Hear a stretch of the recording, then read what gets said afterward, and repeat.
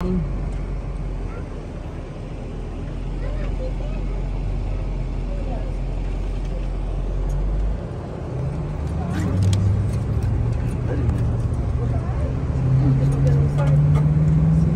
go up this way.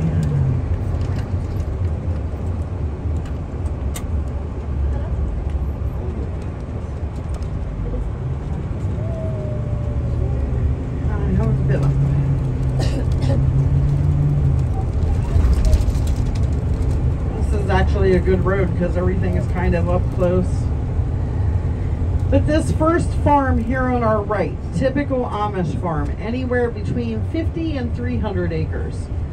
But this week they've been working on corn silage, which is chopping this up, stalks, ears, and everything while it's still green. That makes a high moisture animal feed we call corn silage. They feed corn silage to the dairy cattle over the winter months when they can't be out here grazing on the grass. It keeps their milk production up. So that one tall silo down there is holding nothing but corn silage inside of it. The corn on the other side will come off later in the fall. It'll come off in whole ears when it all turns brown for the horses. And probably about half of that corn then will go through the corn picker and all come out in loose kernels for the chickens, the pigs, the sheep, the goats. So that other tall silo down there is holding nothing but loose corn inside of it. Whatever is left of these corn stalks in the fall, they'll come through, they'll chop up and bale it just like they would hay or straw. And that will make corn fodder or animal bedding.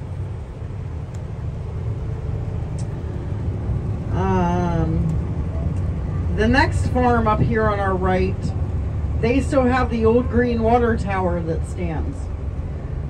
Way back when the windmill was still in use, as the windmill would go around, it would flush water up into that tower, which would then be gravity fed to the house or the barn. But now they all have running water. They have beautiful kitchens and bathrooms. Most of their kitchens are nicer than ours. And that's because they do all their own hardwood floors, their own cabinetry. Most of these Amish women have marble and granite and quartz countertops. They typically have a table long enough to seat 20 people at. And they almost always have a sofa in the kitchen. And that is because when they do spend time in the house, they spend all their time in the kitchen together.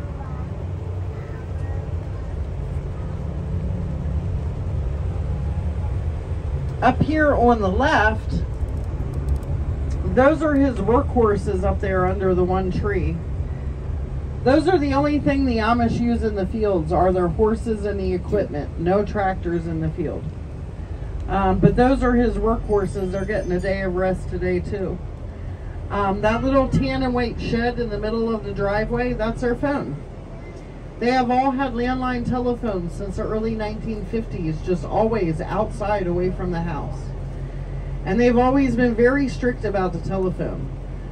They keep the phones outside because when they have conversations with people in the outside world, they don't want the kids hearing anything.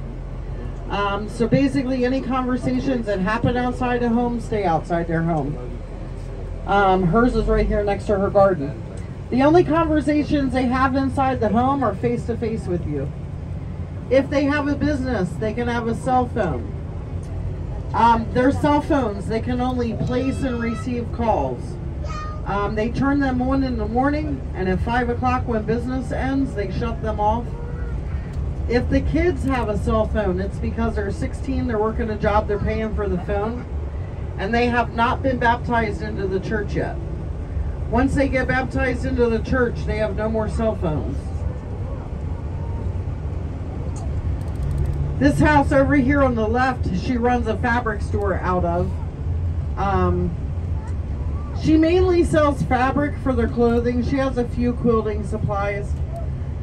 But she uses the solar panels on top of her shop there to power her cash register. And her lights inside are LED lights that run off of tool batteries. And then they use those solar panels to recharge the batteries they use. The bishops control how many solar panels they can have at a time right now. And again, her phone booth is right down here at the end of the lane. They sell all their clothing in the home still. The only thing they buy from a store are like socks, underwear, bras, panties, t-shirts.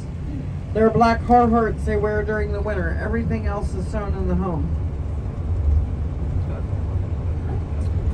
This guy here on the right, usually we watch him put horseshoes on. He's a blacksmith, and all their driving horses need their hooves trimmed and new horseshoes on about every 5 to 8 weeks. So that's what he does here. This house used to be English and is now Amish. In the Amish world, there's two people, Amish and English.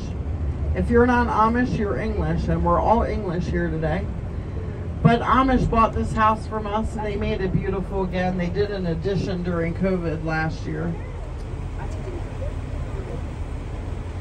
No clothes hang out on Sundays either.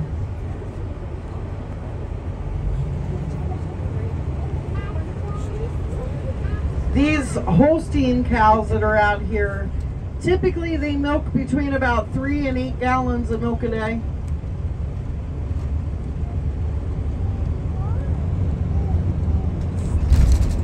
And yep, these are his workhorses out here.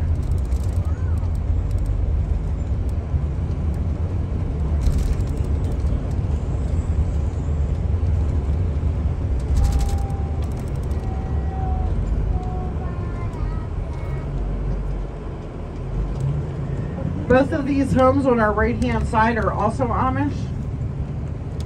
And then up here on our right-hand side is an Amish schoolhouse. The Amish kids do grades 1 through 8. They're educated by an 8th grade teacher herself. They pick the smartest girls who come through the 8th grade. They become the next school teachers. If you're married, you don't teach school because that means you have kids at home to look after. The girls are then mentored by the other women in the community that taught school forever and a day. But they learn basic arithmetic, math, spelling, reading, writing, literature, High German, earth science, history, geography, horticulture, agriculture, and health. And when they finish the 8th grade, they all know how to budget money and balance a checkbook. They're actually really smart. When I compare them to some of our 9th and our 10th graders in the high school, there's no comparison. When a lot of them finish the 8th grade at 14 years old, a lot of these Amish kids would be quite capable of living by themselves. That is how well prepared for the world they are. Typically after 8th grade, the boys work the farms, or they go off and they work in the family business. The girls have a lot of responsibility on the home front, looking after the younger siblings.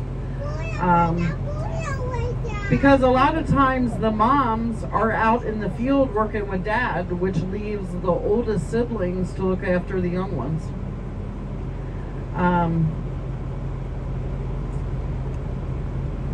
But they have most of the construction businesses, the home building businesses, roofing, siding, masonry, brickwork.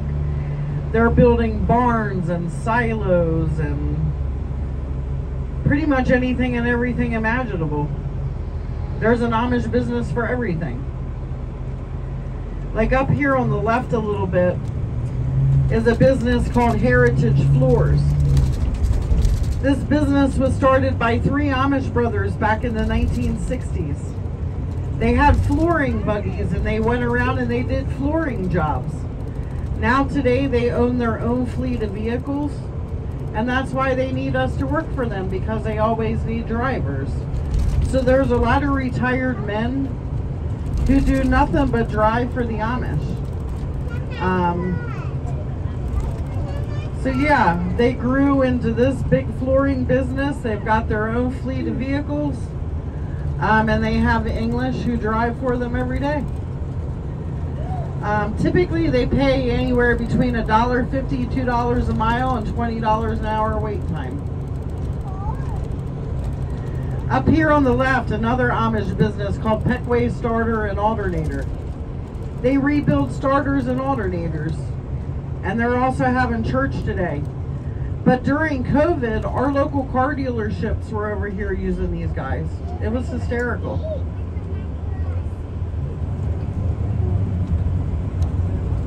So, yeah, they were gathered for church. Bronx Fire Company up here on the left. The Amish make up the majority of our fire and our ambulance crews. They might only go to the 8th grade, but they love going for fire and EMS training. And that's because the Amish have a great care and concern for barn and structure fires. They're our fire company's biggest supporters. All those Amish women cook the dinners they serve out of there. They do all the bake sales, the quilt and furniture auctions, the barbecue chicken dinners. They keep a steady stream of money flowing between all of our departments here. They pay all the same taxes that we do. If they work for English, they have to pay into Medicare and Social Security, even though they will never use it. Medicare and Social Security are a government program, and the Amish don't accept any government programs. They provide their own private insurance, and if they can't afford it, that's okay too, because when they gather for church each week, they donate 15% of what they make, and that money goes into the Amish fund, and the Amish fund takes care of all those Amish without. So if someone needed to start chemotherapy but they don't have money or insurance, it's taken care of. Up here in front of us, it's called the Bank of Birmingham. This bank was founded on Amish money. It is the main bank that they deal with. They don't use credit cards, they don't use lines of credit, they don't use mortgages or home loans.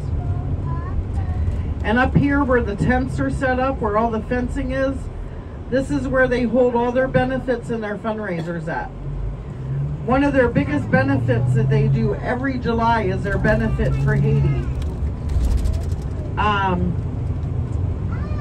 The Amish and the Old Order Mennonites do a lot of missionary work. Haiti is one of their biggest ones. And then they're also doing a benefit over here for Ukraine next weekend. We had a whole group of Mennonites. There was over 300 of them that were stuck in that mess over in Ukraine. And now they're holding a big benefit fundraiser. But we often get asked, are there black Amish kids here? They are not Amish. They are Old Order Mennonite and they are Haitian. So when they hold their benefit for Haiti each year, the Amish don't fly. They only keep their feet on solid ground.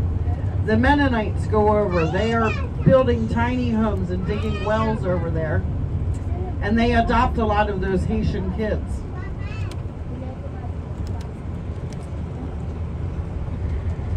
So often people say if they don't get Social Security or Medicare, how do they afford to retire?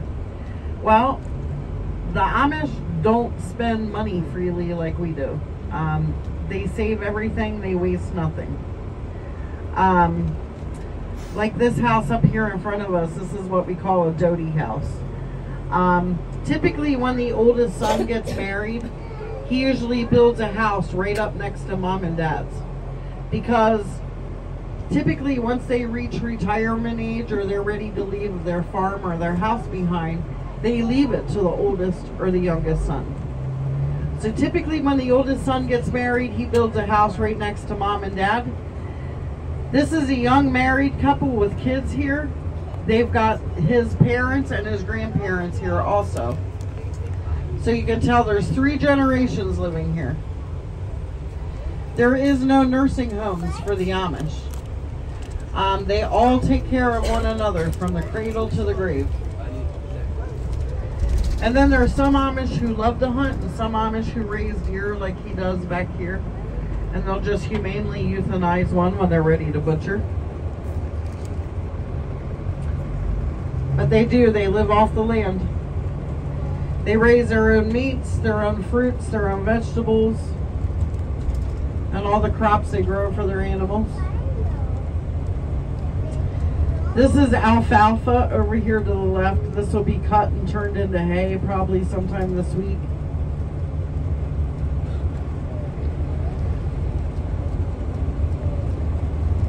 And then these are soybeans over here to the right. They'll be cutting soybeans this week too probably.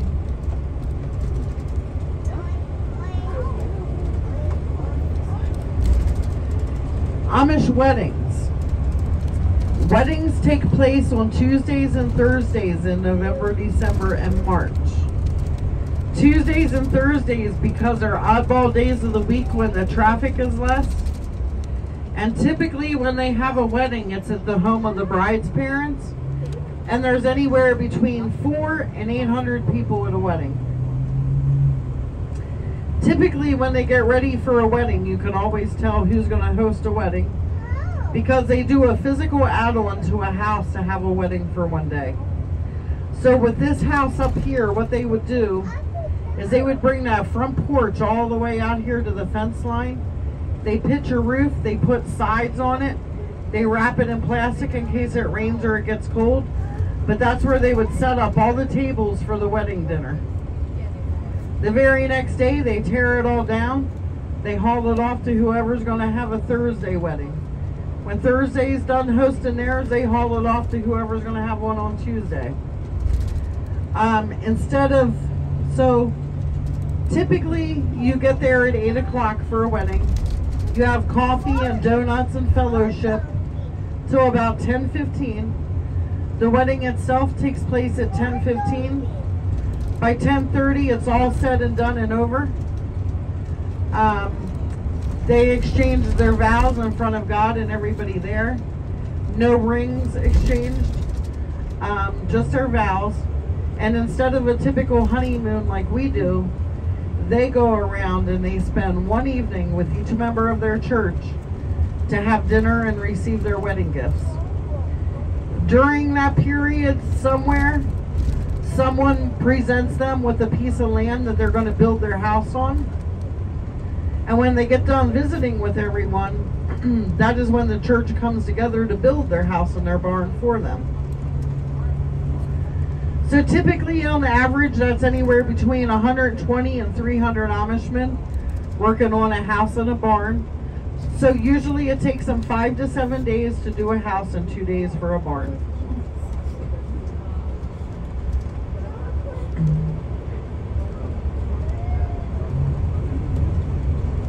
This is all Amish.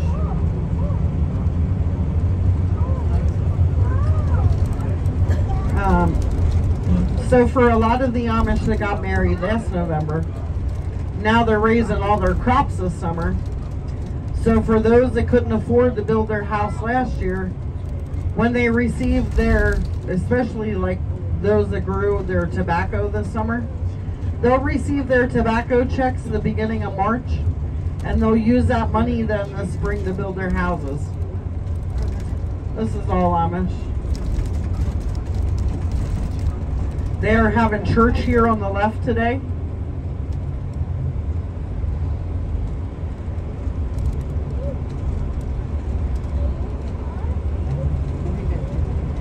That's the bench wagon right there that they're standing by. The back holds all the benches. The front part holds all the dishes, the cups, the mugs, and the silverware for lunch each week after church.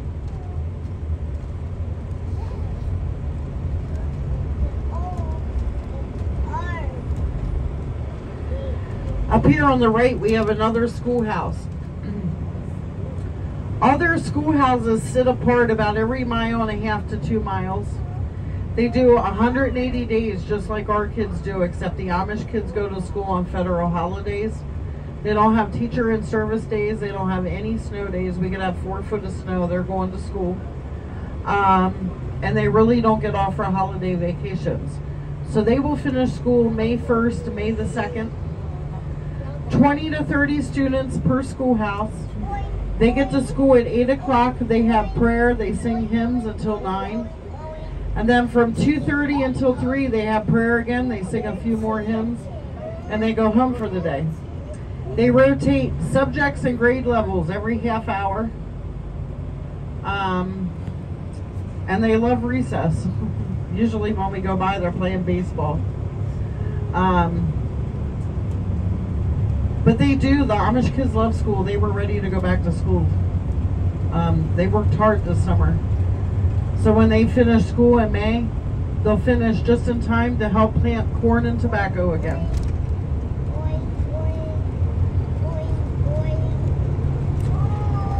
Up here on the left-hand side is a place called D&E Woodworks. This guy is the one that makes all the pictures that are hanging on our walls back at work. But yeah, he started that business out of his barn, and now they've got another location where they work on them. Let's see. Where else they have in church? Oh, this is a good example up here of another Doty house. So their oldest son got married last November. I'll show you what they did. So the silo up here on the right, closest to the road, they're having church right here to the left. They just put that up last week. Or 2 weeks ago, I'm sorry. It took 10 of them about 12 hours to put the silo up, and they've already filled it with silage.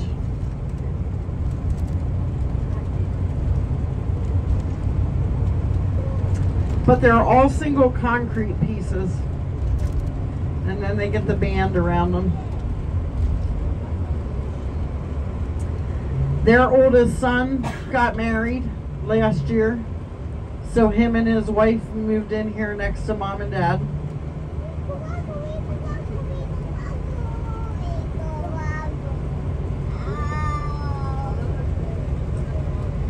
And then they have a daughter that lives in this next house up here.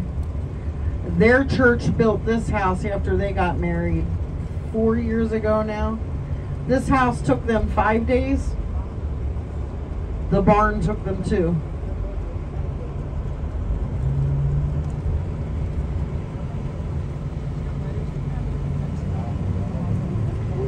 So you see this lady wearing all black. After the elderly Amish, especially after they lose their husbands, they wear a black dress, black stockings, black shoes. And they just wear all black after they lose their husbands. The difference between the Amish and the Mennonites, our #1 question. There's only one group of Amish here, and they only wear one prayer cap. It's white and in the shape of a heart. There's over 200 different groups of Mennonites here, and all those 200 different groups wear different prayer caps.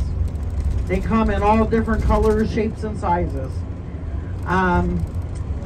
Unfortunately, the Amish shun people. The Mennonites don't shun anybody. The Mennonites are accepting of everyone, and anybody can become a Mennonite. But you can't just become Amish. You have to be born Amish to be Amish. On the right here, we have another little Amish schoolhouse. The Amish have their own school system. The Mennonite kids go to school with our kids. They go to public school with our kids. The Mennonites have their own physical church, like right here on the left. They drive. They have cable, electric, TV, internet. They live just like me and you do. They have a lot of, I call the Mennonites the liberal Amish, because at the end of the day, that's what they are. They have a lot of the same values in as the Amish, in that they waste nothing, they save everything. Most of them are farmers, and they live off the land, just like the Amish do. But they live totally a different lifestyle from the Amish. After lunch today, the kids will come out, they'll do their youth group activities. This farm had youth group last Sunday. There was about 400 Amish kids out here playing volleyball. When they gather for youth group like that, they're meeting up with church districts from here, there, and everywhere, which is ultimately how they meet their significant others and they start dating. Saturday and Sunday nights are date nights for the Amish kids. Usually the first buggy Dad buys the boys when they turn 16 is an open carriage with a single bench seat in them. We call those date buggies because that's what they do their courting in. And later on, you're going to see date buggies everywhere. Saturday and Sunday nights are date nights for the Amish kids. Saturday and Sundays, if you have a steady. If you just turned 16 and you just started dating, you only date Sunday nights. But yeah, the kids, they won't come home till 2, 3, 4 o'clock in the morning. You'll hear them.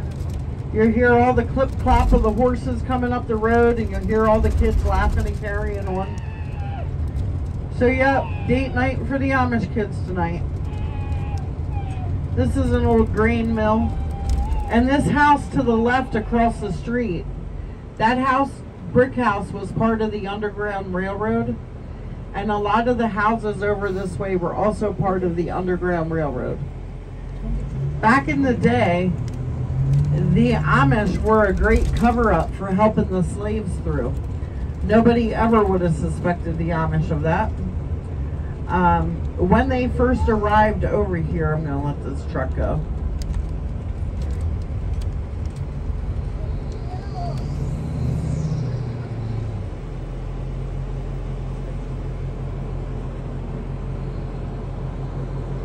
When the Amish first arrived over here, there was also Native Americans. So when they would build a house, they would always build it over a water source, so they would never have to leave to go get water. But it turned out that they got along amazingly well with the natives, which was no surprise to me. I see a lot of the same traits in the Amish that I do our Native Americans. And their love for the land is probably number one. But the houses back here in the original land grant section are hundreds and hundreds of years old. Or I should say the farms. A lot of the houses back here, underneath all of the siding, are original stone farmhouses.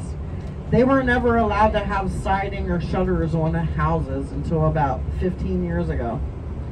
So when the bishop said, okay, you guys can have siding, what did they do? They covered all their beautiful houses up in siding. But a lot of these houses back this way especially were part of the Underground Railroad. This farm here, though, belonged to Eli's great-great-grandparents, and usually we stop up here in his business. See that? Can you see the bell tower on top of that house there? There's a bell tower. They ring those bells for dinner, but before they had telephones, they would ring a bell if they had an emergency. And you would hear Amish ringing a bell like crazy, you knew there was something wrong. And then the next farm back here to the right used to belong to his great-grandparents. And now he has a son and daughter-in-law that live back there. And I think their daughter, or I think his daughter-in-law's, oh, they must have had church up here today too. And then here where him and Annie live, this used to belong to his grandparents. And Eli's in his mid-70s now.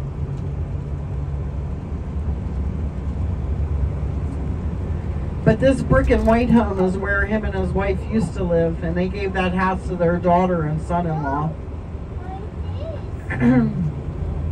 And when they built the business here, they built themselves a new house over here. But if you're still here tomorrow, they'll be open at 8 o'clock in the morning. They do hand-rolled soft pretzels here. They have the best soft pretzels in Lancaster County. And he has Amish within like a 30-mile radius that bring all their stuff over here.